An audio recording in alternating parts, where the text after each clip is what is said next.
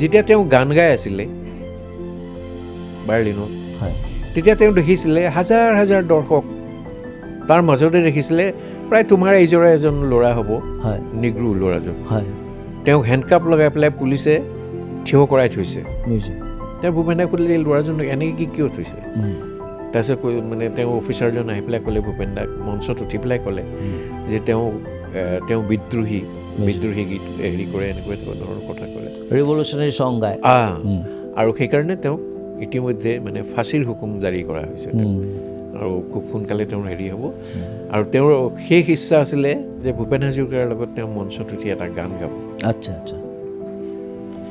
তেওঁ ভূপেন দাই মাতি পঠিয়ালে তেওঁ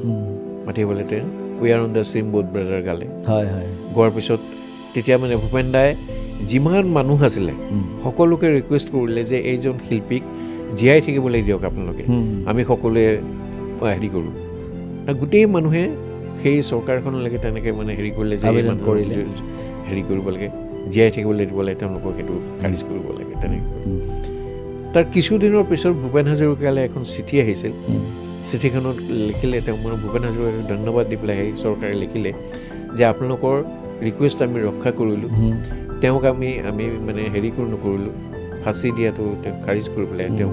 যাৱজ্জীৱন কাৰাদণ্ড তেওঁ দিয়া হৈছে আৰু তেওঁ ইয়াৰ পৰাই গান টান তেওঁ চৰ্চা কৰি থাকিব পাৰিব সেইটো ইমান পাৱাৰফুল আছিলে ভূপেন দা নিৰ্মোহ বিশ্লেষণ সত্যৰ অন্বেষণ দুৰ্নীতি আৰু লুণ্ঠনৰ অকথিত কাহিনীৰ সৈতে প্ৰতি দেওবাৰে নিশা 8 বজাত বিৰিঞ্চি কাশ্যপৰ সৈতে